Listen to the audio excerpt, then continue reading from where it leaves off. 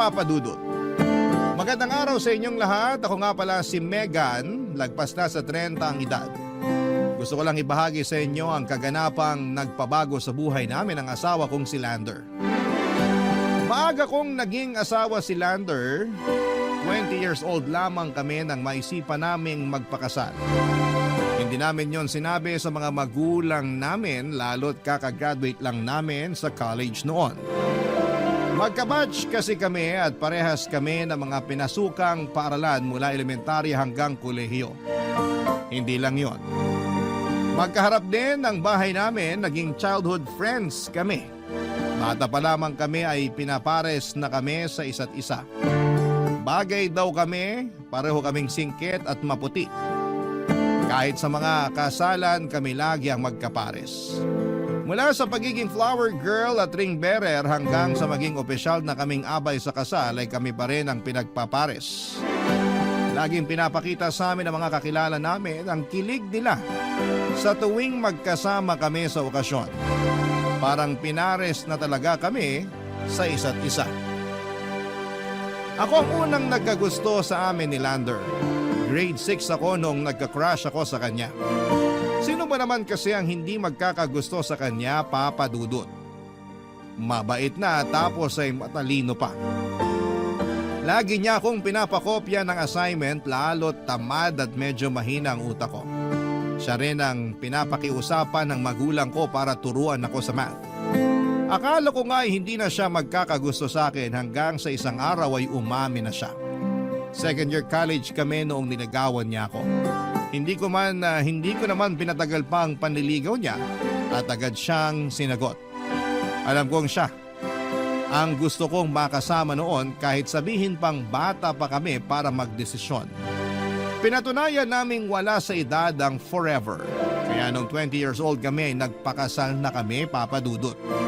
Minsan pinag-usapan muli namin ang mapangahas na desisyong yon na nagpabago ng buhay namin, Papa Dudut.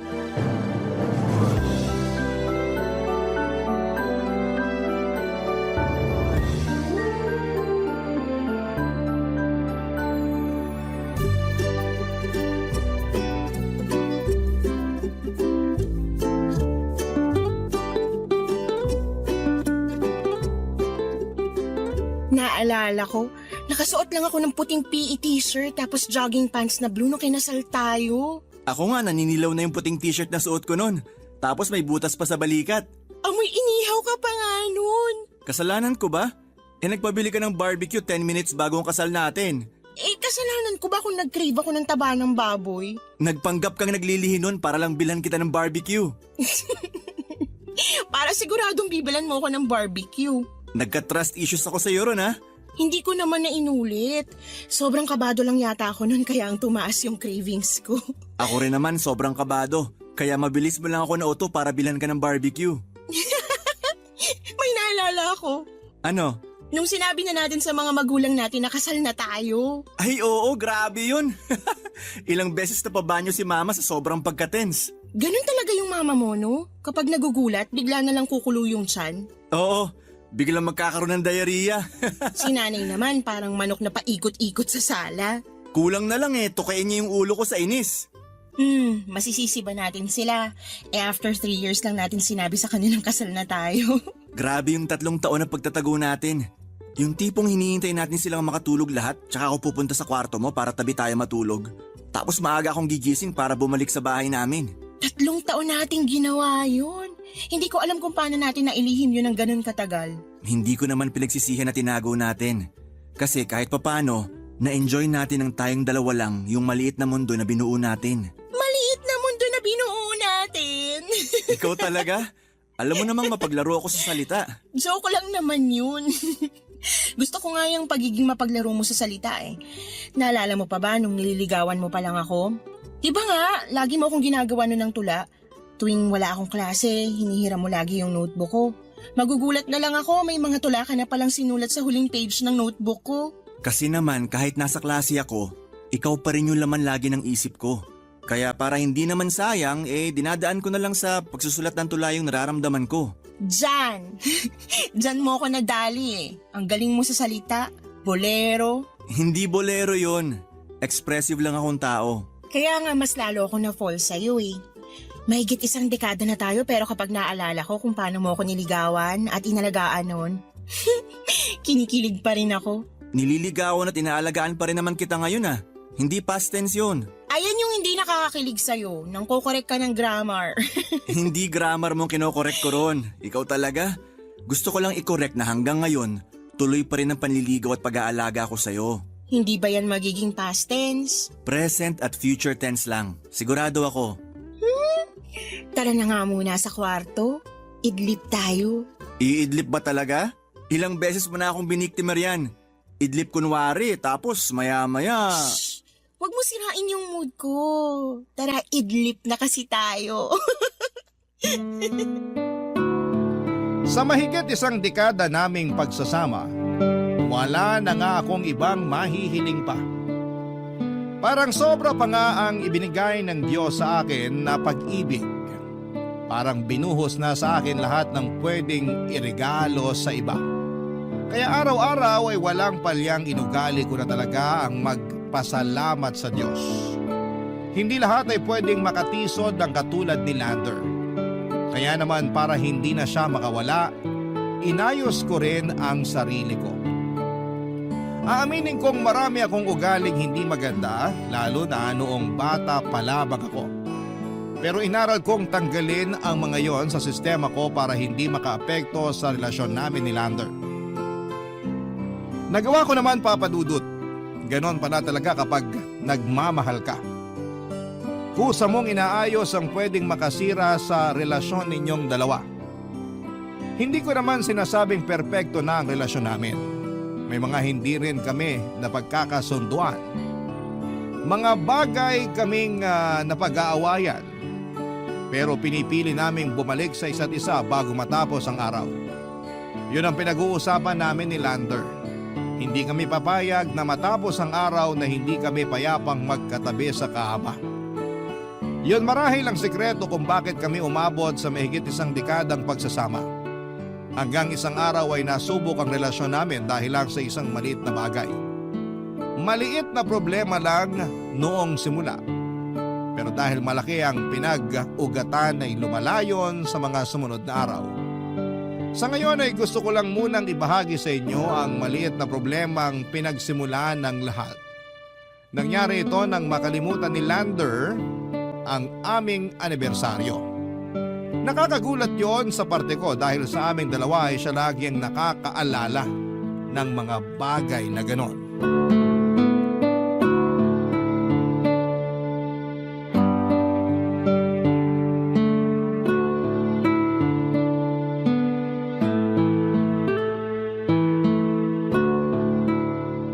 Megan, tumawag ang kuya mo kanina. Dadaan daw sila ng pamangkin mo rito bukas. Para saan daw? I-interviewin ka raw ng pamangkin mo tungkol sa trabaho mo. Assignment daw nila. Hala, ang late naman nilang nagsabi. Late din daw kasi naalala ng pamangkin mo na may assignment siya. Anong oras daw ba dadaan bukas? Hapon na raw. Teka nga, tatawagan ko. Hindi ako pwede bukas. Bakit naman hindi? Day off mo naman. Ha? Hindi mo maalala? Ang alin? Alam ko na to. Nagpapanggap kang hindi mo alam kasi may sorpresa ka para sa akin. Naks naman.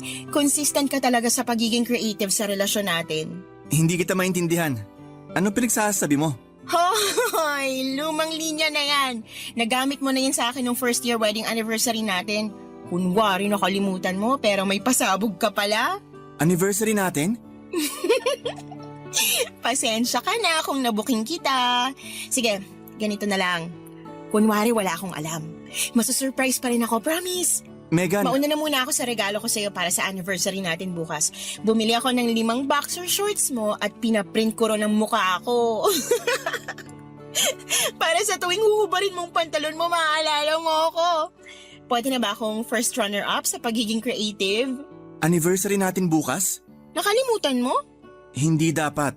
Kaya nga, sa ating dalawa, ikaw tong lagi nakakaalala sa mga espesyal na araw natin. Diyos ka, pinagtitripan mo ako eh. Imposibleng hindi mo maalala ang anniversary natin. Ikaw pa ba? Duda ako. Hindi ko talaga naalala. Hindi to prank? Megan, seryoso ako. Nakalimutan ko. Paano hindi mo maaalala? Last month lang bukang bibig mo yung anniversary natin. Tapos ngayon sasabihin mo sa akin na nakalimutan mo? Siguro kasi ang dami lang ginagawa sa office. Alam mo namang taga-schedule ako lagi ng mga ganap sa amin. Kaya siguro naghalo-halo na yung mga petsa sa utak ko. Taga-schedule ka pa rin naman ng mga ganap sa opisina niyo last year, pero bakit naalala mo nun? Hindi ko alam. I'm sorry. Babawi ako. May kalahating araw pa ako para planuhin yung anniversary date natin bukas. So sorpresahin kita bukas. Hindi mo na ako kailangang sorpresahin bukas. Ngayon pa lang na-surprise mo na ako. Talaga ba, Lander, ikaw? Makakalimot sa anniversary natin? May unang mantsa ka na sa akin. Hindi ko naman sinasadyang makalimot. Oh, bakit galit ka? Hindi naman ako nagre-reklamo Nabigla lang ako. Pero ayos na yon. Mahaba pa ang araw para makapag-isip tayo ng gagawin para bukas. Tatawagan ko lang si Kuya para i-move yung interview ng pamangkin ko. Bakit hindi ko naalala? Lander, okay na yun. Ano ka ba? Walang kaso. Marami ka lang talagang ginagawa sa office nyo. Hayaan mo na. Paano hahayaan? Perfect akong karelasyon. Hindi ako ganito. Naalala ko lahat ng importanteng araw natin. Hindi ako to. May mali. Uy, Lander, sinabi ko namang ayos lang Nangyayari talaga ang ganito. Ako nga, diba? Sabihin mo sa akin kung ilang beses na ako nakalimot sa anniversary natin. Hindi ko na maalala. Tingnan mo na, hindi mo na maalala kasi ilang beses na ako nakalimot. Kaya hayaan mo na yun. Kumpara sa akin, mas anghel ka pa rin sa relasyon natin. Happy anniversary para bukas! Papadudot kahit sinabi kong okay lang kung nakalimot man siya sa anniversary namin ay parang hindi pa rin yon matanggap ni Lander. Tahimik siya buong araw at hindi ako iniimik at madalas ay nasa sulok lamang at parang may iniisip. Hinayaan ko na lamang siya at naisip ko na masama lang ang loob niya dahil first honor siya lagi sa pag-alala sa anniversary namin. Nasaktan siguro ang pride niya bilang romantikong klase ng tao. Sa totoo lang ay hindi ko man maamin sa kanya ay medyo nagtampo naman ako na hindi niya naalala ang anniversary namin. Lalo't yun ang unang beses. Pero hindi ko na yon sinabi sa kanya dahil nakita ko ng sobrang masama na ang loob niya. Ayoko nang dumagdag. Gusto ko naman na maging maayos ang anniversary namin. Habang hindi niya ako kinakausap ay naglista ako ng mga pwede naming gawin. Yun ang unang beses na ginawa ko yon dahil mula una ay si Lander na ang nagpaplano lahat ng gagawin namin sa anniversary. Planchado niya ang lahat. Naisip kong ipagdiwang na lang namin ang anniversary namin sa kanto kung saan ay may nagbebenta ng barbecue para pwede naming balikan ang kaganapan sa kasal namin. Noong time na pinabili ko siya ng barbecue 10 minutes ago bago ang kasal namin. Pwede na yon. Natuwa ako roon. Tinawagan ko ang kuya ko at pinaliwanag sa kanya na anniversary namin ni Lander kinabukasan kaya hindi ko magagawa ang interview para sa pamangkin ko. Kaya dumaan na lamang sila noong araw na yun sa bahay bago magdilim para sa interview. Hindi na nakiharap si Lander sa kuya at pamangkin ko. Nagkulong lamang siya sa kwarto. Hinanap nga siya ni kuya para mag-beer habang hinihintay kaming matapos ng pamangkin ko sa interview. Pero sinabi ko na lamang na masama ang pakiramdam. Pagkatapos ng interview ay pinuntahan ko na si Lander sa kwarto para sabihin sa kanya ang plano para sa anniversary namin, Papa Dudut. Excited pa akong sinabi. Pero ang makukuha ko lang na sagot mula sa kanya ay ayaw daw niyang mag-celebrate ng anniversary namin. Barangay Love Stories. Barangay Love Stories. Mula nung nakalimutan ni Lander ang anniversary namin ay parang may mga nagbago na sa kanya. Hindi ko naman yon direktang sinabi sa kanya at naging sensitive na rin kasi siya at natatakot ako na may masabi akong hindi niya magustuhan. Ayaw kong nag-aaway kami ni Lander. Gusto kong payapa lang lagi ang relasyon naming dalawa. Alam kong hindi naman maiiwasan ang away at hindi pagkakaintindihan sa relasyon. Pero para sa akin ay gusto kong iwasan ito, Papa Dudut. Napadalas ang pag-oobserba ko kay Lander at hindi naman niya yon napuna. Tahimik ko lang siyang pinagmamasdan sa tuwing nasa bahay siya. Alam ko kasi na parang may mali pero hindi ko maituro kung ano yung mali. Naging madalas na kasi ang pagiging makakalimutin niya. Alam ko rin na normal na makalimot ang isang tao kapag sobra na ang mga iniisip niya. Lalo na sa lagay ni Lander na naparami ang trabaho sa kanilang opisina mula noong na-promote siya. Mga simpleng bagay lang naman ang nakakalimutan madalas ni Lander. Mula sa susi ng bahay hanggang sa ID nito sa opisina. Kaya ilang beses siyang bumabalik sa bahay para kunin ang mga naiiwanan niya. Pansin kong naiinis na siya sa pagiging makakalimutin niya pero pilit niyang kinakalma ang sarili niya. Kaya ang ginagawa ko na lamang ay pasimple ko na lamang na chinecheck ang mga gamit niya sa bag bago siya umalis. Pero pasimple lang to ha. Kasi nung minsang nahuli niya akong pinapaalala ang mga gamit niya ay nagalit siya sa akin. Paano pa kaya kapag nahuli niya akong chinecheck ang bag niya, hindi ba? Mula nang chinek ko ang mga gamit niya ay hindi na siya bumalik muli sa bahay para balikan kung may nakakalimutan siya. Naging maayos na rin ang mood niya. Hanggang isang araw ay nakalimutan kong i-check ang bag niya dahil naging busy ako sa pagtawag sa akin ng kapatid ko. Nakaalis na si Lander at hindi ko na-check ang bag niya. Makalipas ang ilang minuto ay humahango siyang bumalik ng bahay, Papa Dudut.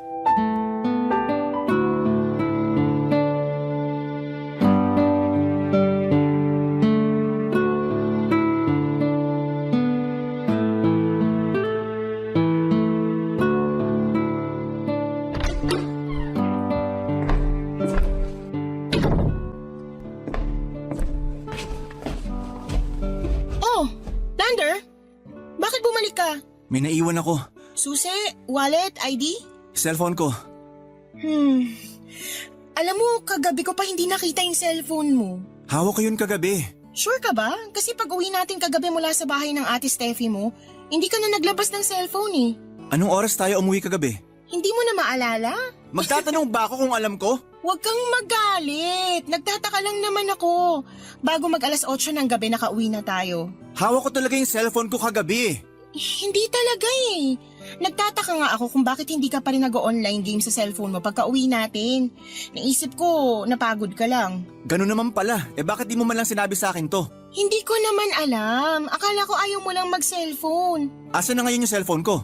Teka, at tatawagan ko. Naka-silent ba yung cellphone mo? Hindi ko tanda. Teka.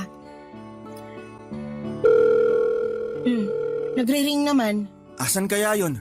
Wala naman tumutunog dito. Baka naka-silent. Ay, teka, may sumagot. Hello? Ate Steffi? Nasa inyo pala yung cellphone ni Lander? Kanina pa kasi niya hinahanap eh. Ngayon ko lang din nakita. Nagulat ako na may nagre-ring dito sa sofa. Hindi ba niya napansin kagabi na wala siyang gamit na cellphone? Hindi ate, pagod na kasi siya kagabi. Hindi na niya napansin na naiwan na pala niya dyan yung cellphone niya. Idadaan ko na lang mamaya sa opisina niya. Malapit lang naman ako ron. Pakisabi na lang ha. Sige ate, thank you. Bye. Safe yung cellphone mo. Nakita ni ate Steffi mo sa sofa nila. Ay, salamat. Akala ko kung naiwan na natin sa taxi kagabi. Idadaan daw niya mamaya sa opisina niyo. Opisina? Oo, malapit lang naman yung bahay ng ate Steffi mo sa office niyo, di ba? Bakit siya dadaan dun? Bakit hindi na lang dito sa bahay? Aalis ka rin naman ngayon at papasok sa opisina niyo. Mas magandang dun na lang. Tsaka umalis ka na bago ka pa maabutan ng traffic. Dali na. Bakit ako pupunta sa opisina ngayon? Lander, may work ka ngayon. Lunes ngayon. Di ba Sabado pa lang? Tsaka pupunta tayo ngayon sa bahay ng kuya mo, di ba? Makiki-birthday sa pamangkin mo? Gumaya ka na. Hindi tayo pupunta sa bahay ng kuya ko, Lander. Bakit? Kasi tapos na yung birthday ng pamangkin ko. 2 weeks ago na. Umasim ang itsura ni Lander sa huling sinabi ko. Hindi siya sumagot. Naupo na lamang siya at humingi ng isang baso ng tubig. Agad naman akong sumunod sa kanya at maski ako ay nababahala na sa ipinapakita ni Lander. Paano niyang nakalimutan ang cellphone niya? Mas malaki pa nga ang tsansang ako ang makalimot ng cellphone sa bahay ng ate Steffi niya. Hindi nawawala ang cellphone sa palad ni Lander. Doon ako sigurado. Mahilig kasi siya sa online games at panayang check niya sa GC, sa trabaho niya at sa kanyang email. Workaholic si Lander at nakasalalay sa kanyang cellphone ang trabaho niya. Hindi niya yon mabitawan kahit minsan. Kaya nga lahat ng pangbahay niya laging may bulsa para masiguradong hindi mawawala sa tabi niya ang kanyang cellphone. Yun ang unang pagkakataon na nakalimutan niya ang cellphone niya. Nakapagtatakang mula noong nakaraang gabi hanggang kinabukasan ay hindi man lang niya naalala ang cellphone niya. Pagkabot ko sa kanya ng isang basong tubig ay agad niyang ininom yun. Inubos ng mabilisan at nang mailapag na niya sa mesa ay agad siyang lumabas ng bahay at nagmadali na para pumunta ng opisina. Nabahala ako sa kanya lalo't magulo ang isipan niya at wala siyang cellphone na magagamit para makontak ko siya. Kailangan ko siyang makumusta. Kaya naman minessage ko ang katrabaho niya para pabantayan. Hindi ko naman sinabi sa katrabaho niya ang kadahilanan. Umuo na lamang at in-update ako kaagad nang makarating na si Lander sa opisina. Mga kabarangay, kahit sino ang ilagay sa posisyon ko ay siguradong mababahala rin kayo. Hindi na nag-improve ang kalagayan ni Lander. Noong mga sumunod na araw ay ganon pa rin. Naging normal na sa kanya ang pagiging makakalimutin. Maski ako ay nadadala na ng stress dahil doon. Para ma-relax ay nagplano kaming mag-out of town. Isang linggo kaming nag-prepare para doon at nung sumapit ng mismong araw ng pag-alis namin ay biglang nakalimot muli si Lander. Papa Dudut.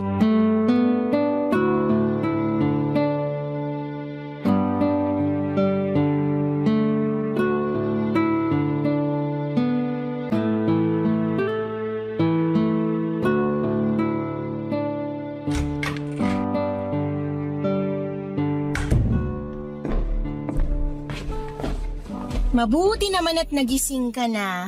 Ha? Ganitong oras naman ang gising ko ah. Alam mo, maligo ka na lang. Andito na maya-maya lang yung van na maghahatid sa atin sa resort. Van? Resort? Hala ka, Lander. Naguguluhan ako. Anong meron ngayon? Lander, nag-empake lang tayo kagabi ng idadala para sa out of town natin. Hindi ka sana nagbibiro ngayon. Maligo ka na, please. Anong out of town?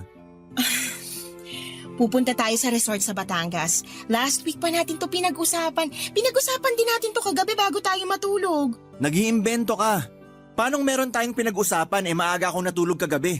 Sino kausap mo? Imposibleng makalimutan mo to, Lander. Wala akong makakalimutan kasi wala namang napag-usapan. Meron! Alam mo, kulang ka ata sa tulog. Magpahinga ka muna.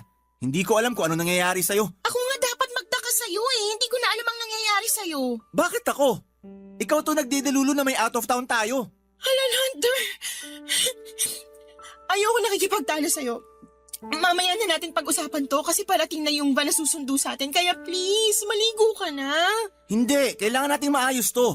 Naguguluhan na ako eh. Parehas lang tayo pero maniwala ka sa akin. Nasa tamang pag-iisip ako. Parang sinasabi mong ako yung wala sa tamang pag-iisip ngayon. Ganito na lang ah. I-chat mo yung boss mo o kung sino mang katrabaho mo na nakakaalam sa leave mo. Hindi ako naka-leave sa trabaho. Marami akong kailangan asikasuhing schedule ng mga import. Bawal mag-leave sa amin dahil Hell Week ngayon. Nag-leave ka, Lander! Last week mo pa inasikaso yon. I-check mo ang email mo. Talaga? I-check ko ngayon. Papatunayan ko sa'yo na... Naka-leave ako? Naka-leave ako. Paano nangyari to? Sabi ko naman sa'yo eh. Maligo ka na. Paano... Okay lang yun. Mamaya na lang natin pag-usapan kasi naghahabol na tayo ng oras. Dali na. Paano ako nakapag-leave nang hindi ko maalala? At paano pumayag ako na mag-out of town? Hindi kasi pwede yon. Marami akong kailangan gawin sa trabaho ngayon. Kaya imposibleng pumayag ako na magbakasyon tayo. Napag-usapan na natin to last week. Ikaw pa nga itong nagsuggest na magbakasyon tayo kasi parang na-overwhelm ka na sa dami ng trabaho mo. Kaya napapadalas yung pagiging makakalimutin mo, di ba? Dahil stress sa trabaho. Wala akong maalalang ganyan. Huwag mo namang paguluhin lalo ang utak ko, Megan. Hindi ko pinapagulo. Nililinaw ko pa nga, di ba? Tingnan mo tong nangyayari ngayon. Kagabi lang ang saya mo habang nag-i-empake tayo tapos nakalimutan mo na ngayon ang lahat? Aalis muna ako. Saan ka pupunta? Parating na yung van. Doon muna ako kina Ate Steffi. Sorry pero naguguluhan na ako sa'yo.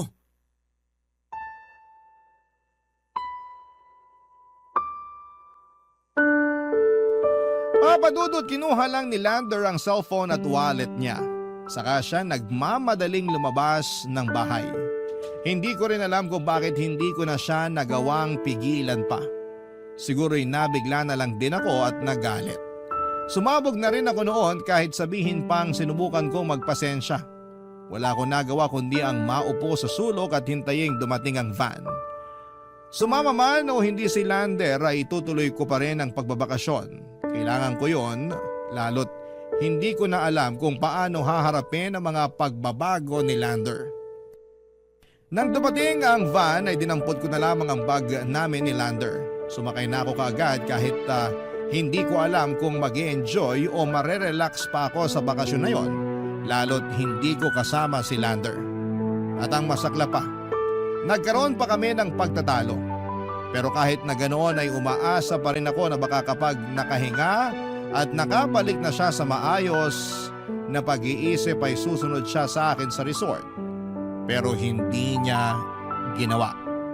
Hindi nagparamdam si Lander sa akin kahit noong nakarating na ako sa resort.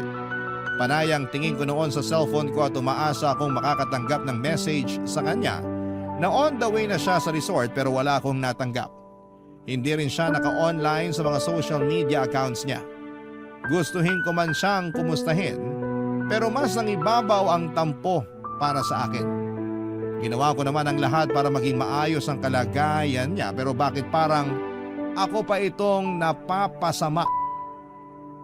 Sa 3 araw na nasa resort ako ay hindi nagparamdam si Lander. Katabi ko lang noon ang bag niya sa kama. Hindi rin ako lumalabas ng hotel room dahil nawala na ako ng gana. Nakakulong lamang ako at panayang check ko sa social media accounts niya. Kahit nagtatampo ay nagwo-worry pa rin ako para sa kanya, lalo na sa kalagayan niya. Hindi na ako nakatiis pa, nag-chat ako sa kanya ng sorry. Sinin niya ang mensahe ko at doon ako naiyak. At muling nahiga sa kama habang yakap ang bag niya. Barangay Love Stories. Barangay Love Stories. Sa pagbalik ko ng bahay after ng out of town ko ay nadatnan ko si Lander sa kwarto. Nalaman ko na bumalik din siya ng bahay noong araw na umalis ako. Nagkulong lamang din siya sa kwarto namin tulad ng pagkulong ko sa kwarto ng hotel. Hindi na kami nagtalo at parehas kaming nagpakumbaba. Niyakap niya ako nang sumumpa ako sa kama. Natahimik kami ng ilang sandali at nang komportable na kaming muli sa isa't isa ay nag-usap na kami. Mahinahon kong pinaliwanag sa kanya ang mga napapansin ko at mga nangyayari. Nakinig naman siya kahit pansin ko sa mga mata niya ang pagkalito. Alam kong may parte pa rin sa puso niya na ayaw paniwalaan ang mga sinasabi ko. May mga pasimple kasi siyang sagot na parang ako yung hindi nagsasabi ng totoo. Pero ayoko namang patulan pa yon. Ayoko talagang nag-aaway kami dahil hindi ako sanay. Kaya naman sinabi ko na kapag hindi pa namin kayang tapusin ang usapan ay pwede naman namin yung ipagpaliban at balikan kapag kaya na. Paunti-unti ay tinulungan ko si Lander na makapag-adjust sa pagiging makakalimutin niya. Gumawa na ako ng mga listahan ng mga bagay na pwede niyang makalimutan para mabantayan ko at may abot sa kanya.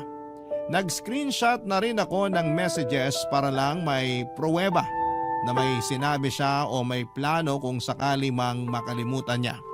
Naging routine ko na ang ipaalala sa kanya bago siya matulog at bago siya umalis ng bahay para magtrabaho ang mga bagay na pwede niyang makalimutan. Minsan napapansin ko na naiinis o nababalisa na siya. Pero sumunod pa rin naman siya. Nakatulong naman yon kahit papaano. Pero madalas pa rin siyang makalimot kahit may mga paalala na. Minsan sinubukan kong ilatag ang mga pwede pa namin gawin para manumbalik ang talas ng isipan niya. Pero nauwi lamang yon sa pagtatalo.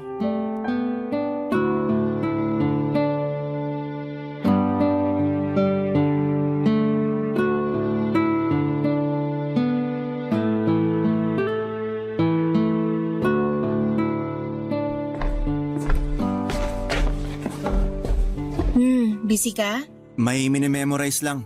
Baka makalimutan mo na agad yung minememorize mo ah. Anong ibig mong sabihin? Joke lang yon, Lander. Sorry. Alam mo na ngang ganito nangyari sa akin, nagawa mo pang mag-joke. Kaya nga sorry eh. Gusto ko lang namang pagaanin ang sitwasyon mo. Hindi na to gagaan. Paano bang hindi? Napansin mo naman sigurong improvement mo noong mga nakaraang araw, 'di ba? Ang dami mo nang naalala. Kahit nga mga lumang kasalanan ko, nabalikan mo pa. Pero marami pa rin ako nakakalimutan. Alam mo bang sinabon ako ng boss ko dahil nakalimutan kong ischedule ang shipment ng products namin papuntang Taiwan? Ang laking kawalan nun sa opisina.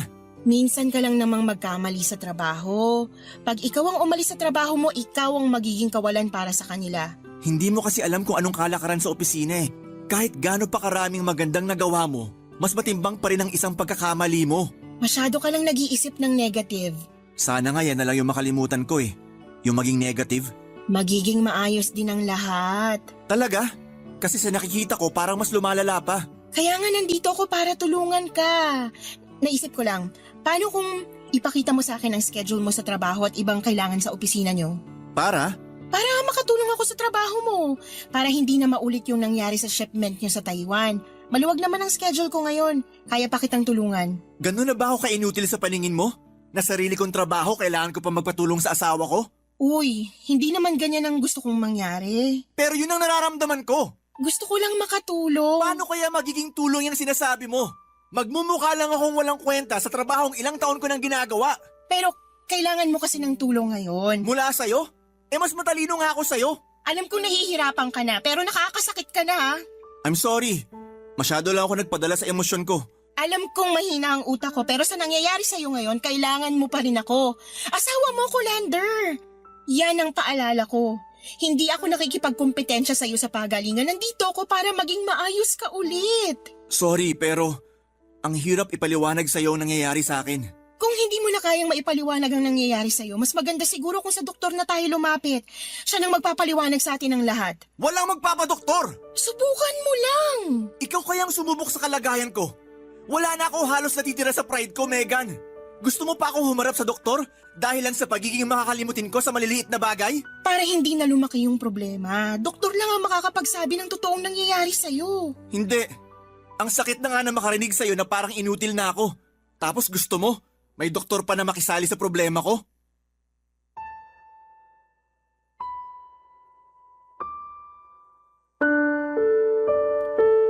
Papadudot alam kong mabigat na ang emosyon ni Lander. Kahit kaunting bagay ay kinakasama na niya ng loob. Naintindihan ko naman siya dahil stress na rin siya sa mga nangyayari sa kanya. Pero hindi ko alam kung hanggang kailan ako pwedeng magpasensya sa inaakto niya. Hindi na siya rational kung mag-isip. Mas inuuna niyang madaanan ng emosyon at parang hindi na siya yung Lander na minahal ko. Aaminin kong nagbago ang tingin ko sa kanya dahil sa aming dalawa ay siya yung laging pinapairal ang isip kapag may problema. Pero bakit kung kailan kailangan na namin ang utak niya ay saka naman emosyon niya ang unang gumagana. Masama ba akong asawa kung ganito akong mag-isip? Kahit ako tinatablan na rin ang emosyon ko. Minsan, napapalaban na ako kay Lander dahil sa katigasan niya ng ulo. Ang isang kinakatakot ko baka ito ang maging dahilan ng hiwalayan namin. Kapag napupunta na ang isip ko sa hiwalayan, agad akong titiklop at susubukang unawain muli si Lander. Mabilis lang din namang lumambot si Lander sa mga paglalambing ko. Kaya hindi na humahaba pa ang pagtatalo. Nagkakaayos na kami at nangangakong muli sa isa't isa na hindi papadaig sa mga problema. Dahil sinikap naming magtulungang dalawa ay nag-improve na muli ang alaala ni Lander. Siguro nga dala lang talaga ng stress niya sa work at ayoko namang dumagdag pa doon. Hindi ko na rin pinagpilitan sa kanya na magpadoktor dahil yun lang ang pagsisimulan muli ng stress niya. Sa tingin ko ay malaki ang naitutulong ng pagmamahala namin sa isa't isa para umayos ang kalagayan niya. Nakakabawas naman talaga ng stress lalo na sa mga lalaki kapag napapakitaan sila ng pagmamahal at pangunawa. Kaya yun ang ibinubuhos ko kay Lander. After noon ay naging 100% na muli ang talas ng kanyang isipan. Kaya naman lumabas kami para mag-celebrate at nasakto rin na mansari pa namin, Papa Dudut.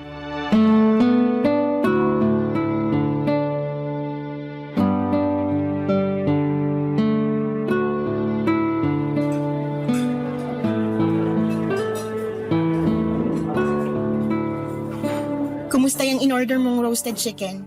Okay naman. Parang hindi ka masaya, ah. Mas masarap pa rin kasi ang luto mo talaga. Polero. Totoo nga. Yung sa'yo kasi hinahaluan mo ng pagmamahal. Yung nagluto nitong order ko mukhang pagod na at ginagawa na lang para sa pera. Hayaan mo bukas ipagluluto kita ng lahat ng paborito mo. Masyado mo naman akong binibaby. Spoiled na ako sa'yo. Masaya naman ako sa ginagawa ko. Hayaan mo na. Salamat sa pagpapasensya mo ha. Lalo na nitong mga nakaraan. Alam kong hindi madali para sa itong nangyayari sa akin. Ang hirap kong intindihin pero kinaya mo. Babawi ako sa'yo. Madali lang naman kayanin ang lahat, lalo na kapag naalala ko lahat ng ginawa mo para sa akin noon. Nakabawi ka na, huwag ka nang mag-alala. Sana magtuloy-tuloy ng maayos ang kalagayan ko. Ayoko nang maapektuhan ka. Huwag mo kong isipin, kaya ko to. Ang importante ngayon, nakarecover ka na. Kaya dapat lang talaga na mag-celebrate tayo ngayon. Tama. Cheers para sa... Para saan? Ano? Kala ko sa kama mo lang ako binibitin eh. Charot! Cheers para sa... Cheers para sa haba ng panahon na pinagsamahan natin. Nasaan ako? Eh di, nasa puso ko. Paano ko napunta rito? Bakit ako nakasuot ng ganito? Nakapangbahay lang ako kanina. Sino nagpalit ng damit ko? Sino nagsuot ng sapatos ko? Lander, hinga. Please, huminahon ka. Bakit nandito tayo? Paano mo ako nadala rito? Mansari natin ngayon. Hindi. Birthday ngayon ni Ate Steffi. Dapat andun tayo sa bahay nila. Magpapatulong siya na magluto ng kalderete. Sinabihan niya ako kagabi. Lander, makinig ka. Tapos ng birthday ng Ate Steffi mo, last month pa yun eh. Paanong last month? Kausap ko lang siya kagabi. Excited nga siya na tutulong tayo sa pagluluto. Tapos sabi mo pa nga sa kanya na ikaw na yung bahala sa cake. Oo, sinabi ko yon. Nagustuhan ng Ate Steffi mo yung ube cake na binili ko. Tapos natuwa yung mga bisita sa niluto niyong kaldereta. Pero last month pa talaga yun, Lander. Hindi! May pictures tayo sa Facebook. Gusto mo makita? Hindi! Ang gulo mo! Ginugulo mo ako! Hindi kita ginugulo. Sinasabi ko lang ang totoo. Tinutulungan kitang makaalala. Naaalala ko naman lahat! Eh bakit hindi mo maalalang tapos ng birthday ng Ate Steffi mo at ang selebrasyon ng mansari natin ngayon? Kasi kagabi lang kami nakapag-usap ni Ate Steffi para sa handa niyang kaldereta. Last month pa yon, Lander. Ubus na yung kaldereta. Nakasuot ka pa noon ng dilaw na terno, di ba? Yung kakabili mo lang sa online shop? Naalala ko pa kasi hindi mo na nilabhan. Sinuot mo na agad. Tapos pinarisan mo ng mapulang lipstick kasi sabi mo bagay yung dilaw sa pula. Lander, last month pa yan eh. Tsaka may naalala ko. Hindi ba? Ano? Lander, ano? Sino ka? Lander. Sino ka?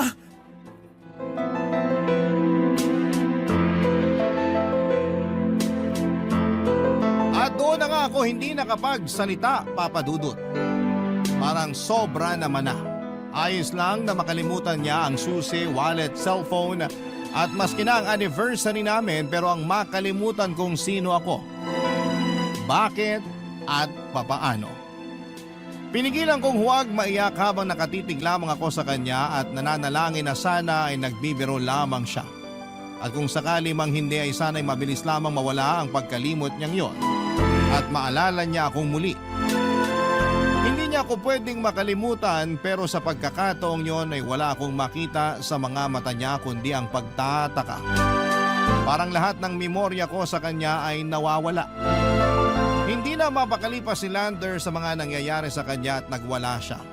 Sinubukan siyang pigilan ng mga waiter at guard at hindi na ako nakisali dahil nangihina na ako. Nang mapakalma nila si Lander ay saka ako nagpasyang akayin siya palabas ng restaurant. Paulit-ulit kong sinasabi sa kanya na kumalma lamang siya at magtiwala. Wala naman na siyang ibang choice noon kundi ang maniwala. Pumara ako ng taxi at nagpahatid kami sa ospital. Nalaman namin na may early onset dementia si Lander. Parang gumuho ang mundo ko.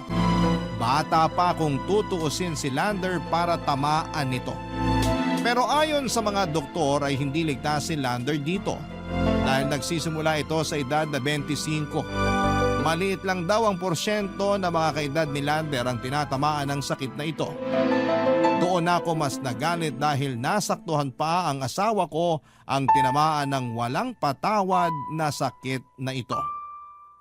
Nagtanong ako kung meron pang pwedeng gawing paraan para ma-revise or ma-reverse ang sakit ng asawa ko. Pero umiling lamang ang doktor at sinabing wala pang lunas para sa karamdaman na yon. Doon na tuluyang bumagsak ang mundo ko. Nakatingin lamang ako kay Lander habang payapang natutulog sa kama ng ospital na pinuntahan namin. Kinailangan siyang pakalmahin at patulugin dahil masyado na siyang nagpapanik sa kalagayan niya. Sa ngayon ay lumala na ang kalagayan ni Lander. Mas maraming beses na hindi niya ako naaalala at tanging ang Ate Steffi lamang niya ang naaalala niya. Kaya naman minabuti namin na doon na lamang siya sa bahay ng Ate Steffi niya tumira para hindi na makadagdag ng stress para sa kanya. Dumadalaw na lamang ako kapag maayos at medyo nakakaalala siya. Sa isang iglap, binura ng demensya ang samahan naming matagal naming pinaghirapan. Binura nito ang lahat ng alaala na maayos naming inimbak. Panayang dasal ko para sa isang himala. Pero maski ang himala ay parang trinaydor na rin po ako.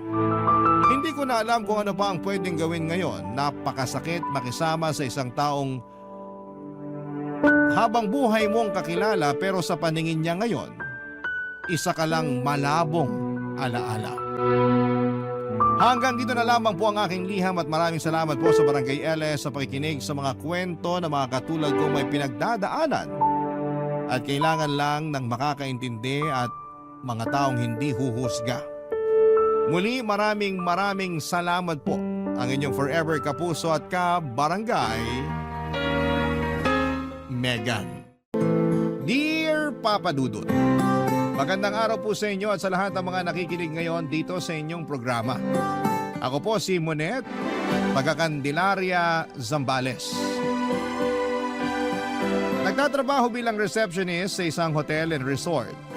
Ako po ang bunso sa aming 4 na magkakapatid pero imbes na yung mga nakatatanda sa akin, ang tumutulong kina mama at papa ay ako ang inubligan nila mula nung makatapos ako ng kolehiyo. Wala naman sanang problema sa akin na tumulong sa mga magulang ko. Yun lang kasi ang paraan ko para makabawi ako sa mga sakripisyo nila. Makatapos lang ako ng pag-aaral. Pero habang tumatagal ay nagiging mabigat na po ang lahat. Papa Dudut, nang mawala ng trabaho ang 2 kong kuya, sa akin na rin po sila madalas na humihingi ng pera. Hindi naman po ako nagdamot sa kanila. Ang kaso ay umabot na sila sa puntong inaabangan na ang sweldo ko para humiram ng pera. Halos wala na pong natitira noon sa akin dahil hawak ni mama ang debit card ko. Kaya naman tuwing pumapasok doon ng sweldo ko ay sa kanya lahat napupunta at hindi ko na nahahawakan pa. Kung meron man akong ekstrang pera, kinikita ko yon sa pag-online selling ng sabon at pabango sa mga katrabaho at kakilala ko. Mas lalo kaming nagkaroon ng problema sa pinansyal noong na-stroke si Papa. Nahinto siya sa pagtatrabaho sa hardware bilang delivery truck driver. Pakalipas pa noon, ang 1 buwan na pagliban niya sa trabaho ay binisita siya ng kanyang amo. Natawagin niya na lamang po sa pangalang Luis. Magkaedad lamang po sila ni Papa. Pero nang dumating siya sa bahay namin ay hindi ko inaasahan ang ginawa noon ng nanay ko, Papa Dudut.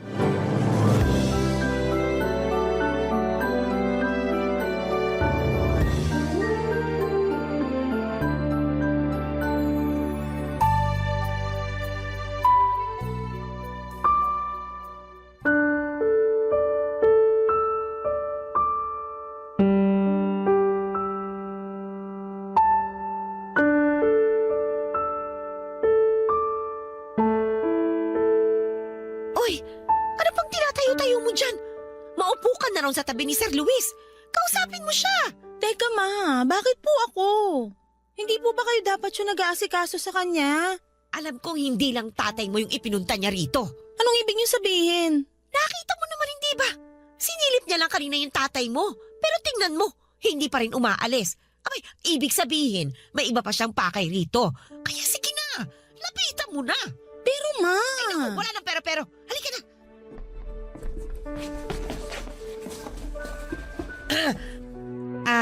Sir Luis, kung hindi ka sana nagmamadali, iimbitahan ka sana namin dito na lang mananghalian. Nako, hindi na. Nakakahiya naman. Ay, wag na po kayong mahiya, Sir Luis. Magluluto lang po ako sandali. Pero pwede nyo naman makakwentuhan itong anak ko. Anak, halika, kausapin mo si Sir Luis para naman hindi siya mainip. Ma... O siya, sige. Tutal mapilit ka rin naman. Dito na ako kakain. Pero hindi nyo naman kailangan magluto ng husto. Ayos na sa akin kung ano man ang meron kayo dyan. Sige po, Sir Luis. Maiwan ko muna kayo rito, ha? Si Monet na lang po muna ang bahala sa inyo habang nagluluto ako. Salamat, Ludi. Kamusta ka, Iha? Okay lang naman po, sir. Monet na nga lang po pala yung tawag niyo sa akin. Okay, sige. Monet na lang. Ilang taon ka na nga pala? 28 po. Talaga? Akala ko kasi nasa 24, 25 ka pa lang. Nagtatrabaho ka na ba? Opo. Receptionist po ako sa isang hotel and resort. Matagal ka na ba doon? Matagal-tagal na rin po. Almost 3 years na po.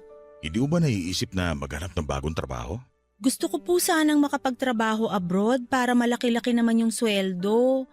Pero hindi pa po kaya ngayon eh. Malaki rin po kasi yung magagastos. Hindi po kasi sapat yung naiipon ko sa pag-online selling. Pasensya ka na ha. Wala rin kasi akong may alok na trabaho sa hardware ko. Pero kung maiisipan mo lumipat ang pinagtatrabahuhan, pwede naman kitang tulungan. May mga kakilala ako na may-ari ng resort. Ire-rekomenda kita. Salamat po, pero okay naman po ako sa work ko ngayon. Saka na lang po ako lilipat kapag may nahanap na ako na mas malaki yung sweldo. Matanong ko lang, hindi ka ba sumasali sa mga beauty pageant? Maganda ang tindig mo. Tingin ko pwedeng-pwede ka rin sa modeling. Hindi ko pa po kasi naiisip na mag-model or mag-pageant. Hindi naman po kasi ako magaling sa question and answer eh. Kung sa modeling naman, baka wala rin pong kumuha sa akin. Kung sa Q&A yung inaalala mo, pwede namang aralin yun. Sayang kasi kung hindi mo magagamit yung ganda mo. Hindi ko rin po kayang humarap sa maraming tao. Dapat masanay ka na. Kita ko naman na mahiyain ka pero hindi dapat ikinakahiya yung ganyang itsura. Matangkad ka, maganda, at maraming may gusto sa pagkamorena mo. Hayaan mo, kapag nagkausap ulit kami nung kakilala ko nagtatrabaho sa modeling agency, ire-rekomenda kita. Naku, salamat po, Sir Luis. Saka ka na magpasalamat kapag natulungan na kita. Ang bait nyo naman po. Ang swerte po ng mga anak nyo. Wala akong anak. Talaga po? Di ba po nagkaasawa na kayo dati? Oo, pero hindi kami nagkaanak. Ayaw kasi niya magbuntis. Bago kami maghiwalay, nalaman ko na bahog pala siya. Sabi ko nga, nagsabi na lang sana siya nung una pa lang kasi tanggap ko naman siya kahit hindi kami magkaanak. Kaso, iniwan pa rin ako. Kung ganun, mag-isa na lang po pala kayo ngayon? Sa bahay, oo. Pero sa buhay, hindi. Marami naman akong kaibigan eh. Pasensya na po kayo kung medyo personal yung itatanong ko. Mukhang alam ko na kung ano yan. Yung gusto mo bang itanong sa akin kung may nakarelasyon pa ako matapos namin maghiwalay? Ganun na nga po. May mga nakarelasyon naman ako, pero walang tumatagal sa akin eh. Karamihan sa kanila, pera lang yung habol sa akin. Kaya hinayaan ko na lang sila na iwan ako. Ewan ko ba? Kakambal na talaga ng mga matatandang mapera yung iwan ng mga babaeng gusto nila. May mga matitino pa rin naman po na totoong nagmamahal sa kagaya nyo. Ay, saka na ako aasa kapag naharap ko na yung babaeng tinutukoy mo. Papadudot noong nagkausap na kami ni Luis ay doon ko napagtanto na hindi naman pala siya kagaya ng ibang matatandang lalaki na mapera na akala nila ay kaya nilang bilhin ang kahit na sino. Pakiramdam ko noon ay kausap ko lamang ang tatay ko. May pagkakapareho kasi sila ni Papa. Masipag siya at madiskarte sa buhay kaya nagkaroon siya ng magandang negosyo. Ang kagandahan pa sa ugali niya, kahit nakatapos siya ng kolehiyo at nagkaroon ng master's degree ay hindi ko siya kinakitaan ng kayabangan. Ang nakakainis lang noon ay halos ibugaw na ako ni Mama kay Luis. Habang kumakain po kasi kami ng tanghalian ay panay ang kwento niya tungkol sa mga achievements ko noong nag-aaral pa ako. Nakakatuwa naman ay pinagmamalaki niya ako pero alam ko kung bakit niya yon ginagawa. Bawat buka ng bibig ni Mama na may kasamang papuri sa akin ay may inaasahan siyang kapalit. Nang makaalis si Luis sa bahay ay hindi pa natapos si Mama sa mga sinabi niya na halos hindi ko na masikmura. Paulit-ulit niyang sinasabi na gagaan ang buhay namin kung maaakit ko si Luis. Gamitin ko raw ang ganda ko para mapirahan ng boss ni Papa. Siyempre po Papa Dudut, tutol ako sa ideyang yon ni Mama dahil parang tatay ko na po si Luis. Ang kaibahan lang niya sa tatay ko ay mapera siya kaya kayang-kaya niyang gumastos para maalagaan ang balat niya at hindi agad magmukhang matanda. Sa unang tingin ay mapagkakamalan siyang artista na hindi halatang nasa 50s na ang edad kagaya ni Zoren Legaspi. Kahit ilang beses ko nang sinabi kay Mama na hindi ko aakitin si Luis kagaya ng gusto niyang mangyari, ay siya pa mismo ang gumawa ng paraan para magkita kami ulit, Papa Dudut.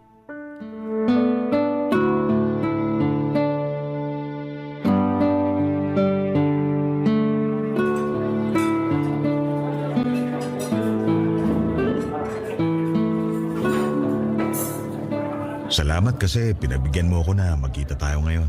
Tatapatin ko na po kayo, Sir Luis. Hindi po ako makikipagkita sa inyo rito kung hindi inutos ng nanay ko. Naiintindihan ko. At hindi rin naman ako nandito para pilitin kang makipag-usap sa akin. Kung gusto mong umuwi ka agad, hindi kita pipigilan. Pero sana, samahan mo muna akong kumain. Ano po bang meron? Birthday nyo? Paano mo nahulaan? Masyado po kasing marami itong mga pagkain na in-order nyo, tsaka may cake pa. Tama ka. Birthday ko nga ngayon. Ah, happy birthday po. Salamat ah. Sige, kumain ka na. Sigurado po ba kayong pauuwi nyo ko after natin kumain? Oo, pero kung may gusto ko pang puntahan, pwede naman kitang samahan. Wala na po akong gustong puntahan. Gusto ko lang magpahinga ngayong araw kasi bukas may pasok na naman sa trabaho. Hindi ka ba nakakapagpahinga sa bahay niyo tuwing Sabado? Hindi po eh. Maraming pinapagawa si Mama tsaka tumutulong din ako sa pagluluto niya ng mga kakaning binibenta niya. Napakasipag mo naman. Alam mo, unang kita ko pa lang sa'yo, alam ko na kaagad na mabuti kang anak sa mga magulang mo. Bakit niyo po sinasabi yan? May balak po ba kayong ampunin ako? Kung papayag ka. Po? Biro lang. Alam ko namang mabuti kang anak sa mga magulang mo. Pero hindi kita gusto para maging anak ko. Hindi ko rin naman po kailangan ng bagong magulang. Mabait po yung tatay ko at mataas yung respeto ko sa kanya kaya hindi na po ako naghahangad na magkaroon ng pangalawang ama. Hindi naman yun yung ibig ko sabihin. Ganito kasi yun. Hindi kita gusto maging anak kasi espesyal ka. Espesyal yung tingin ko sa'yo. Bakit hindi niyo na lang po diretso na gusto niyo akong maging girlfriend? Baka kasi hindi mo magustuhan. Pasensya ka na. Huwag po sana kayong ma-offend. Pero wala naman sanang problema sa akin kung kaedad ko lang kayo eh. Kaso magkaedad lang kayo ni tatay. Ano na lang po yung sasabihin sa atin ng ibang tao kapag nakita nila tayong magkasama? Baka mapagkamalan pa tayong mag-ama. Tama ka. Sa katunayan, naisip ko na rin yan bago tayo mag-usap. Pero kung ako yung tatanungin, kaya kong baliwalain lahat ng sasabihin ng ibang tao. Kayo po yun, kaya nyo. Pero ako hindi. Naiintindihan ko naman. Pero kung okay lang sana sa'yo, hihilingin ko na kahit patago na lang tayo magkita. Hindi natin ilalantad sa ibang tao na may relasyon tayo kung sakali. Sa dami po ng mga tsismosa ngayon, imposible yung pagtatago ng relasyon na gusto nyo. Makita lang tayo na magkasama, yung iniisip at pinag-uusapan nila. Baka umabot na kagad sa kama. Pumayag ka lang na ligawan kita. Pangako, iingatan ko ang reputasyon mo. Hindi kita pipiliting lumabas kung ayaw mo para walang makakita sa atin. Pero... Pakiusap mo, Ned. Pagbigyan mo lang ako na ligawan ka, hindi mo yun pagsisisihan. Kahit naman po tanggihan ko kayo, wala pa rin akong magagawa kundi sundin yung gusto ni Mama. Alam kong ginagawa mo lang to dahil gusto ni Ludi. Kung ibang tao lang, baka nagalit na sa kanya. Pero hindi ako magagalit sa nanay mo. Kasi siya yung dahilan kaya kita nakilala. Pasensya na po Pero pwede bang kumain na lang tayo? Hindi po kasi ako komportable na pag-usapan yung ganitong bagay. Sige, kumain ka na muna. Saka na lang natin to pag-usapan kapag handa ka na. Papadudot na realize ko na mabait naman pala si Luis at hindi siya kagaya ng ibang lalaki na porket mapera, nagiging agresibo na dahil akala nila ay kaya nilang bayaran lahat ng babaeng magugustuhan nila. Gentleman si Luis at maunawain gaya ni tatay. Marami siyang inialok sa akin at hindi ko naman yon tinanggihan gaya ng utos ni Mama. Ewan ko ba pero alam naman niya na ginagamit lang ako ni Mama para pirahan siya. Pero tinutulungan pa rin niya kami at nagpapanggap siya na walang alam sa nangyayari. Kaya naman parang gusto ko na lamang lumubog sa kahihiyan.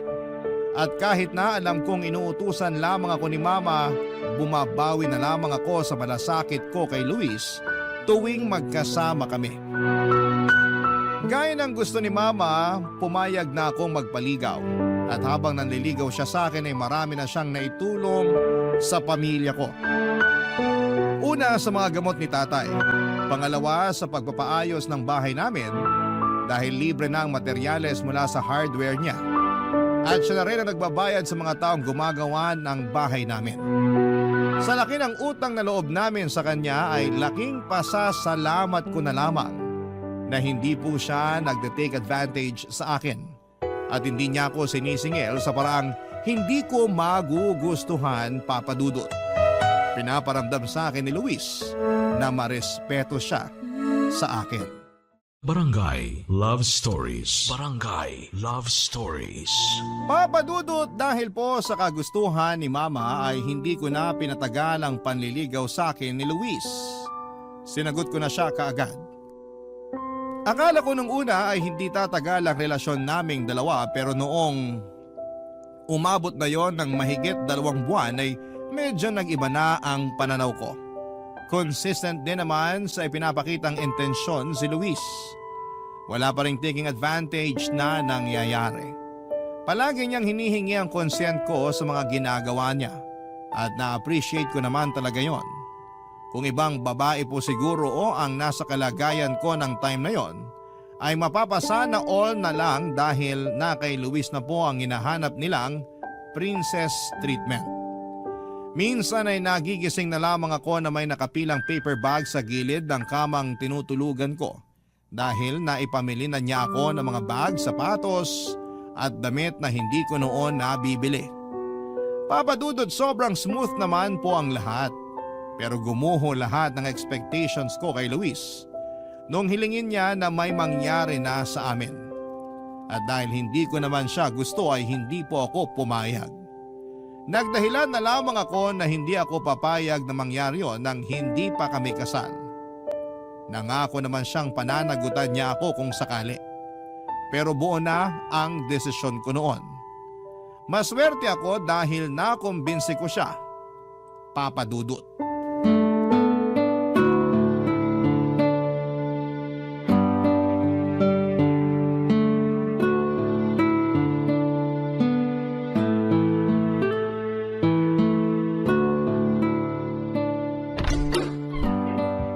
Salamat, nakauwi rin. Kamusta ang pakiramdam mo ngayon? Masakit pa ba ang ulo mo?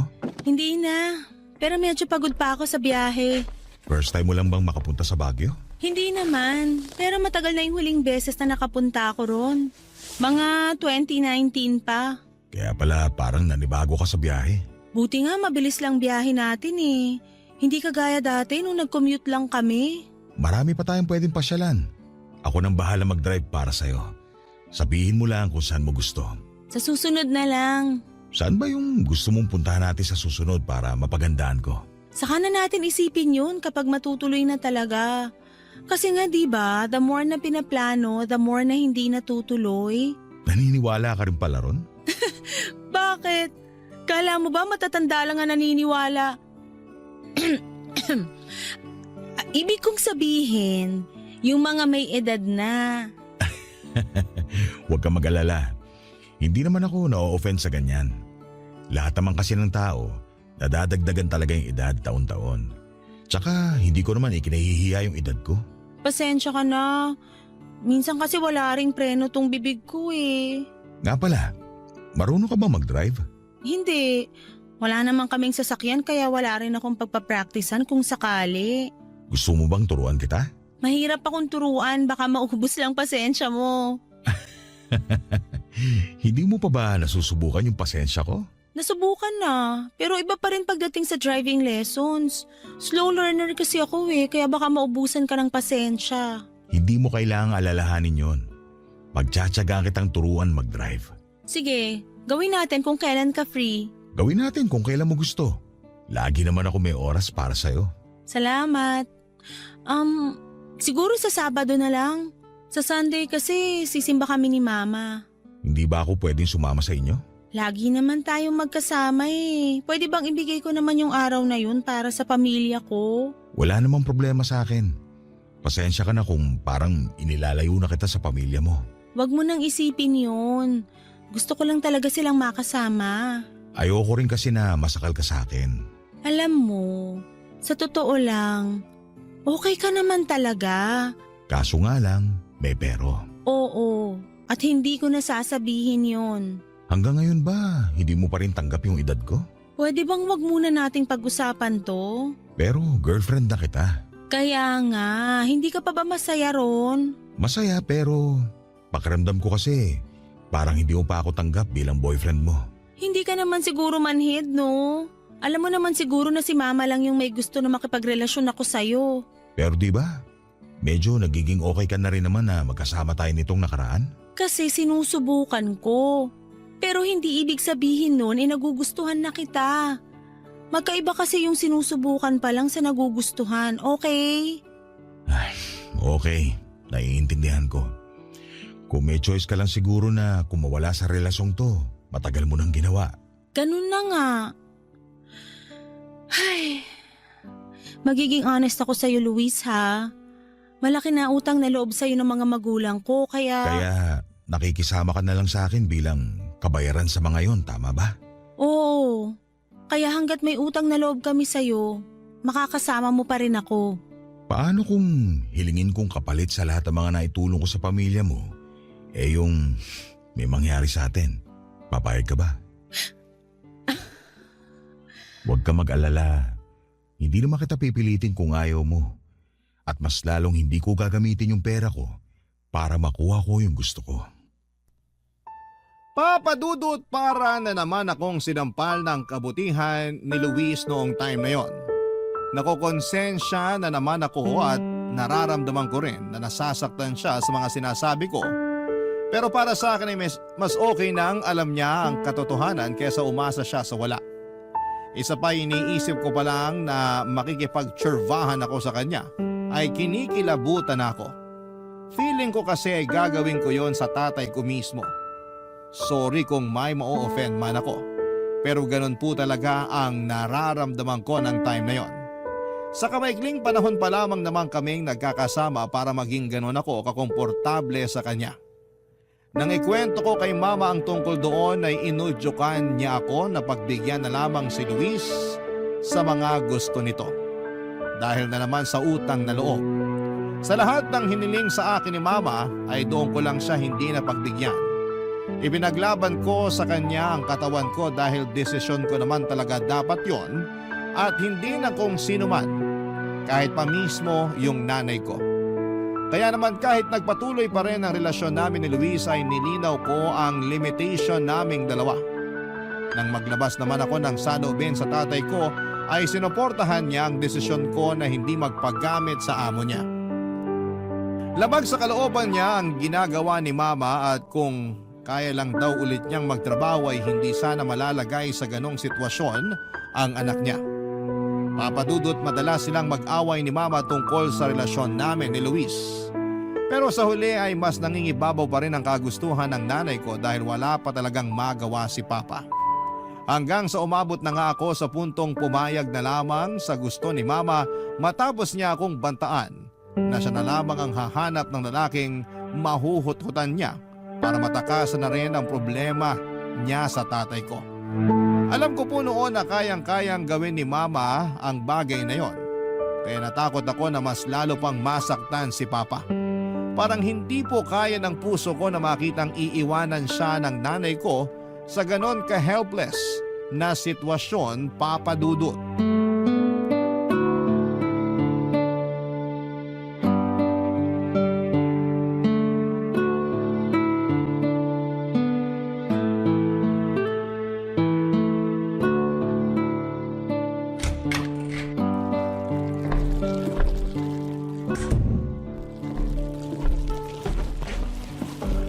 Ma, O anak, buti naman nakadalaw ka pa rito. Hindi mo ba kasama si Luis? dinaan lang ako ma, umalis din siya kagad. Babiyahe pa kasi pa Manila. Ay nako, baka mamaya may iba pang babaeng kinikita yun ha? Kung ako sa'yo, akitin mo siya ng akitin hanggang sa hindi ka na niya kayang iwanan. Yan pa rin ba iniisip mo hanggang ngayon ma? Halos ipamigay mo na nga ako kay Luis eh. Hindi pamigay yon, bayad ka. Sa laki na naitulong sa atin ni Luis, kulang pa yung katawan mo bilang kabayaran eh. Pinag-aaral niyo pa ako kung ganito lang din naman pala kahihinatnan ko. Medyo sosyal lang ako ng konti dun sa mga babaeng bayaran eh. Pero kung iisipin, wala na ako maipagmamalaki ma. Hindi mo man lang ba naisip kung gaano kahirap para sa akin na isuko yung pagkabirhen ko sa isang lalaking parang tatay ko na? Ay nako, wag na tayong magtalo. Narinig ko na yan sa'yo noon eh, kaya hindi mo na kailangan pang ulitin ngayon. Isipin mo na lang na dahil sa ginagawa mong yan, maayos na ang buhay namin ng papa mo. Naaalagaan ko siya ng maayos dito. At saka, tingnan mo itong bahay natin. Ang laki ng ipinagbago. Nakakatuwang tingnan, hindi ba? Ikaw lang naman yung natutuwa ma. May mga dala nga pala akong biskwit at gatas para kay Papa. Ilapag mo na lang muna dyan sa sahig. Mamaya ko na iaayos sa storage box natin. Tatapusin ko lang itong tinatahi kong shorts ng papa mo. Ang laki na kasi ng butas eh. Ay teka, kumain ka na ba? Kumain na ako kanina ma. O kumusta naman kayo ni Luis? Itatanong niyo pa talaga? Ano bang masama ron? Ako dapat yung kinukumusta niyo. Inaalam niyo rin sana kung okay pa ako. Bakit ka ba nagkakaganyan anak? Masyado ka naman yata nagiging madrama. Ma, 2 buwan na akong di nireregla. O baka naman kasi anemic ka. Puyat ka pa yata ng puyat eh. Hindi to dahil sa puyat. Normal yung blood pressure ko. Uy, anong gusto mong sabihin? Buntis ka? Hindi pa ako sigurado pero malaki yung posibilidad, ma. Hindi ko alam yung gagawin ko. Paano kung nabuntis nga ako ni Luis? Sabihin mo sa kanya. Pananagutan ka naman niya eh. Kayang-kaya ka niyang suportahan. Baka nga pakasalan ka pa. At kapag nangyari yon, nako, lahat ng ari-arian niya magiging sayo na rin. Yan kasi hirap sa'yo, May. Puro na lang yung mapapala nyo kay Luis yung iniisip nyo. Nakalimutan mo na yata ang anak mo pa rin ako. Ay, tigilan mo na nga yung kadramahan mo. Ano ka ba? Ngayon ka palang nakakapagbayad ng utang na loob mo sa amin ng tatay mo. Umaangal ka na? Kaya ka nga pinagtapos ng pag-aaral kasi ikaw na yung bahala sa pagtanda namin. Kung gagawin nyo lang naman pala akong retirement plan, sana hindi nyo na lang ako hinayaang mabuo. Sus! Baka naman nagpapaligaw ka na sa iba kaya atat na atat ka na makakawala kay Luis. Kung may manliligaw man ako, baka nakipagtana na lang ako sa kanya. Ha! Subukan mong gawin yon. Talagang malilintikan ka sa akin. Papa Dudut, hindi rin ako nagtagal noon sa bahay. Matapos kong kumustahin ang kalagayan ni Papa ay umalis na rin ako kaagad para maiwasan ang pakikipagtalo kay Mama. Pinuntahan ko na lamang ang mga kaibigan ko. Nag-inuman kami at nagbanding hanggang gabi. Nabanggit noon ang kaibigan ko na sumasali sila sa mga pageant at nagpa-part-time din sa modeling. Sa kagustuhan ko na makawala kay Luis ay sumama ako sa kanila. May handler naman kami at tinutulungan din ako ng mga kaibigan ko kaya hindi ako masyadong nahirapan. Pero bago ko pa ginawa ang racket na yon, nagpa-check up muna ako para masiguradong hindi ako buntis. Magandang balita naman na hindi ako nabuntis, pero doon ko rin nalaman na may PCOS pala ako. Hindi ko sinabi kay Luis ang tungkol doon. Napadalas na rin kasi ang hindi namin pagkikita mula nang mabisi ako sa racket ko. Pero ang totoo ay unti-unti ko na siyang nilalayuan para maging madali na lang sa akin na tapusin ang relasyon namin. Sa pagsisimula ko sa modeling ay nakilala ko naman ang isang professional photographer. Siya si Marco. At habang tumatagal na magkatrabaho kami, Papa Dudut, ay aaminin ko sa inyo na unti-unti na rin nagiging malapit kami sa isa't isa ng mga panahong yon. Barangay Love Stories. Barangay Love Stories. Papadudot mula nang makilala ko si Marco ay hindi na kami nakakapag-date ni Luis. Lagi kong dinadahilan sa kanya na may lakad ako o may aasikasuhin ako para sa modeling. Naunawaan naman niya ako. Pero hindi ang nanay ko. Noong bumisita kasi si Luis sa bahay namin ay hindi niya ako kasama. Tinanong siya ni Mama kung nasaan ako at noong sinabi ni Luis na busy ako sa bago kong racket ay bigla na naman siyang bumulusok sa galit. Sinasayang ko lang daw ang oras ko sa mga putyo-putyong pageant at modeling na hindi naman magpapayaman sa akin. Ilang beses na niya akong tinawagan na puro paninermon lang ang ginagawa niya. Kaya yung mga sumunod niyang tawag ay hindi ko na sinasagot. Nagpatuloy ang pagsuporta ni Luis sa pamilya ko sa kabila ng pambabaliwala ko sa kanya. Gusto ko man siyang sabihan na itigil na niya yon, ay hindi rin naman ganong kadali. Umabot pa nga siya noon sa punto na inaaya na niya akong magpakasal.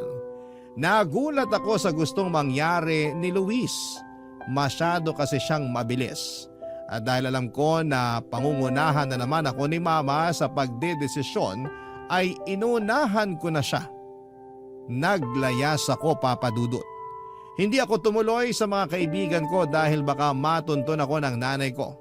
Nakakahiya man pero kinapalang ko na lamang ang mukha ko na makituloy sa bahay ni Marco. Kasama niya naman doon ang kapatid niyang babae at kilala na rin ako nito.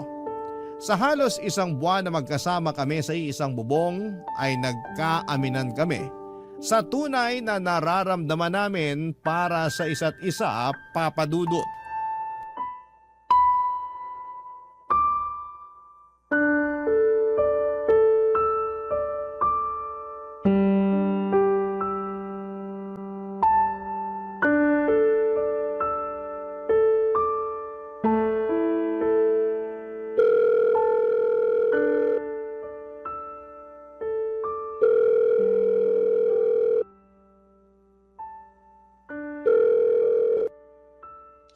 Buhay ka pa pala. Bakit ngayon mo lang naisipang magparamdam, ha? Nasaan ka ba? Ma, pwede bang kumalma ka muna? Paano kung kakalma? Bigla ka na lang nawala na parang bula. Tinakasa mo pa si Sir Luis. Hindi po ako tumawag sa inyo para lang makipagtalo o makipagsagutan. Gusto ko lang kamustahin yung kalagayan ni Papa. Kung gusto mong malaman yung kalagayan niya, abay umuwi ka rito. Ma naman! Pati ba naman pangungumusta kay Papa, ipagkakait niyo pa sa akin? Magkakaroon ka lang ulit ng balita sa papa mo kung babalik ka kay Sir Luis. Hindi ko gusto si Luis. Sinubukan ko naman eh. Sinubukan ko siyang pakisamahan gaya ng gusto niyo. Pumayag pa nga ako na may mangyari sa amin, di ba? Pero hindi ko na kaya. Sukang-suka na ako. Habang tumatagal na kasama ko siya, nandidiri na rin ako sa sarili ko. Kaya please naman, Ma. Huwag mo na akong piliting bumalik pa sa kanya. Hindi pwede. Kapag naghiwalay kayo, matitigil na ang suporta niya sa amin ng papa mo. Nagtatrabaho naman ako, di ba? Di ba sapat yun, Ma? O tapos ano? Putyo-putyo lang yung kinikita mo. Ha? Hindi mo yan may pagmamalaki sa akin, kaya bumalik ka na rito. Ayoko na. Hindi na ako babalik kay Luis. Masyado na siyang matanda para sa akin. May iba na akong gusto. Ano? May iba na akong gusto, Ma. At magkasama na kami ngayon. Ano ba yung pinagsasasabi sa pamilya natin. Malaki na yung naitulong ko sa inyo. Sobra-sobra pa nga eh. Kaya sana makontento na lang kayo ron. Hindi ko naman kayo papabayaan eh. Magpapadala pa rin ako ng pera, pero please lang. Huwag na kayong maghangad ng sobra-sobra kasi maliit pa lang yung kaya kong ibigay ngayon. Tigilan mo na nga yung kahibangan mo. Wala kang mararating sa buhay kung ipipilit mo yung gusto mo. Gusto ko lang naman magkaroon ng kalayaan na pumili ng lalaking makakasama ko, Ma. Hindi po ba pwedeng ibigay nyo na lang to sa akin? Okay na yung bahay natin. Yung gamot ni Papa, kaya ko na rin yung gastusan. Hindi pa po ba sapat yung meron kayo ngayon? Nagpapasalamat po ako na pinag-aaral niyo ako. Pero hindi ko naman alam na kalayaan ko pala yung kapalit noon. Bakit kailangan na kalayaan ko yung isakripisyo para gumanda yung buhay niyo? Huwag mong gawing komplikado yung sitwasyon. Umuwi ka na. Ayoko, Ma. Mahal ko na si Marco. Sa kanya ako sasama. Nahihibang ka na ba talaga? Hindi pa nga namin nakikilala yung lalaking sinasamahan mo, tapos mahal mo na kagad? Wala po akong balak na ipakilala siya sa inyo kasi alam ko na yung gagawin niyo, Ma. Iharap mo sa amin yung lalaking yan. Huwag mo nga hayaang mabuntis ka niyan bago mo siya iharap sa amin ng papa mo. Sana nga po. Sana nga mabuntis na lang niya ako para hindi niyo na ako ipilit sa Luis na yon. Hoy, Monette! Kung may natitira ka pang respeto sa amin, bilang mga magulang mo, umuwi ka rito at iharap mo sa amin yung lalaking kinakasama mo. Papa Dudut, wala akong pinagsisihan sa mga binitawan kong salita. Batid ko naman noon na nasaktan ko rin si Mama sa mga nasabi ko, pero yun na lamang talaga ang paraan ko noon para maunawaan niya ako. Ang pag-uusap namin yon ay hindi na nasundan sa loob ng isang buwan. Akala ko rin noon ay itatakwil na ako ng nanay ko kaya hindi na ako muli pang tumawag sa kanya para mangumusta. Naghanap na lamang ako ng kakilala na malapit doon sa amin para kumustahin ang kalagayan ni Papa. Noong nalaman ko na okay naman siya ay lumayas kahit lumayas ako ay nagkaroon ako ng kaunting pag-asa. Ipinagpatuloy ko lang ang ginagawa ko hanggang sa maging runner-up ako sa isang pageant. Tungkol naman sa amin ni Marco, niligawan na po niya ako at nagkaroon kami ng relasyon. Hindi ako noon nakipag-usap kay Luis. Hindi rin ako nakipaghiwalay sa kanya dahil akala ko ay malinaw ng ayoko na sa kanya noong lumayo ako. Hindi na rin naman niya ako tinawagan o minessage man lang. Nahihiya ako noon kay Luis kaya hindi ko na rin talaga alam kung paano ko siya kakausapin. Mga 2 buwan lang mula nang maging kami ni Marco ay napansin ko na may kakaiba sa ikinikilos niya. Palagi siyang may ka-chat at lumalayo rin sa akin kapag may kausap sa cellphone niya. Kaya naman mas lalo akong naghinala. Kahit nakatira kami sa isang bubong ay bibihira na rin kaming magkita mula noong hindi na kami magkasama sa trabaho. Hanggang isang araw, naisipan kong buksan ang cellphone ni Marco at doon ko na nga po nalaman na may girlfriend na pala siya bago pa naging kami. Nagkaroon kami ng komprontasyon. Matapos yun ay umalis na ako sa bahay niya. Kaya ko naman sanang mangupahan noong time na yon pero bumalik ako sa mga magulang ko dahil nami-miss ko na rin po sila, Papa Dudut.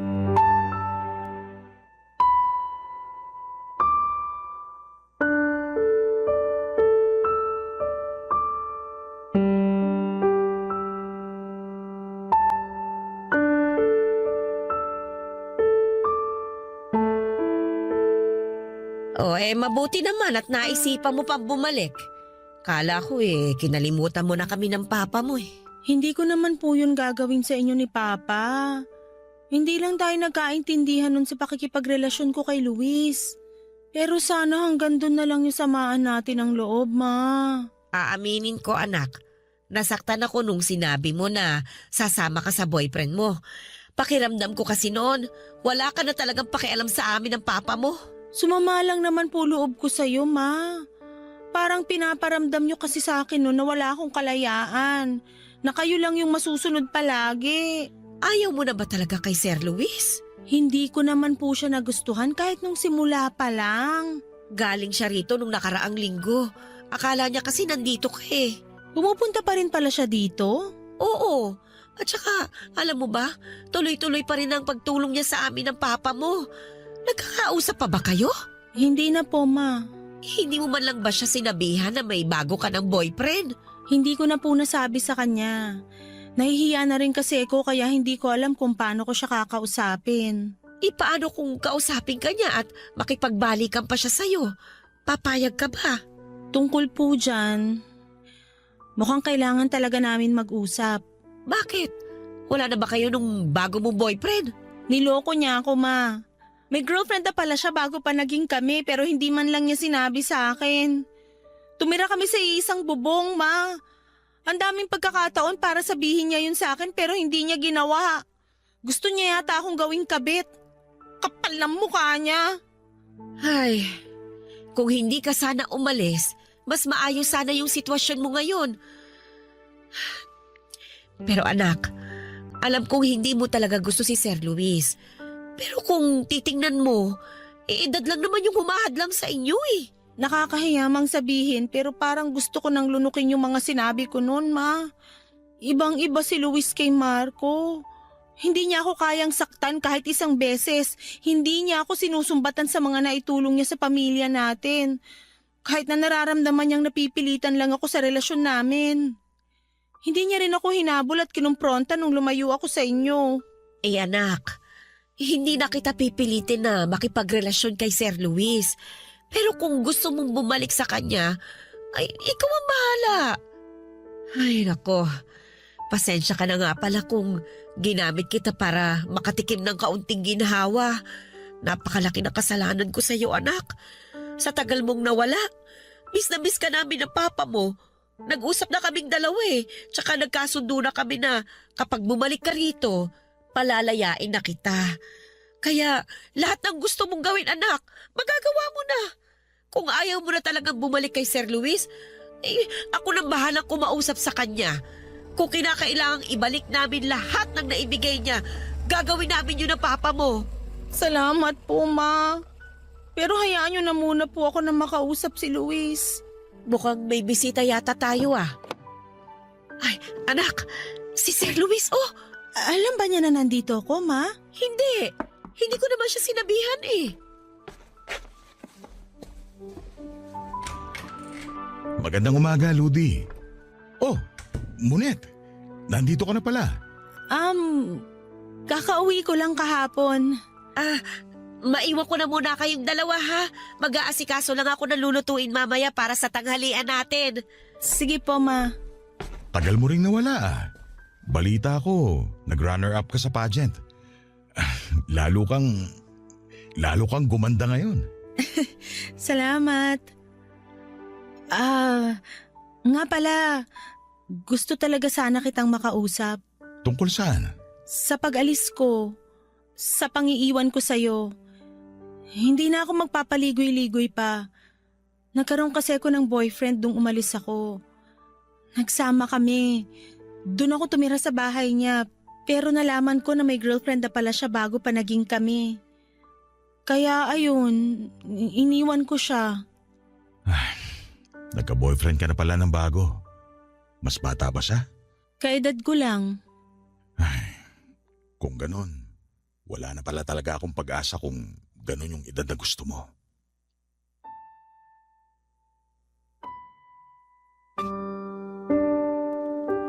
Papadudot naawa ako kay Luis nang sabihin niya yon. Pero bago pa tuluyang gumuho ang pag-asa niya ay sinabi ko sa kanya yung totoo kong saloobin. Naging totoo ako sa nararamdaman ko at sinabi ko na hanggang sa pagkakataong yon ay wala pa rin akong espesyal na nararamdaman para sa kanya. Luckily ay tinanggap ako ni Luis at sa pagkakataong yon ay mas nag-work na ang relationship namin. Ikinasal kami matapos ang 1 taong relasyon namin. Kinalimutan ko na noon si Marco, isa pa ay wala na rin talaga kaming komunikasyon mula nang bumalik ako kina mama at papa.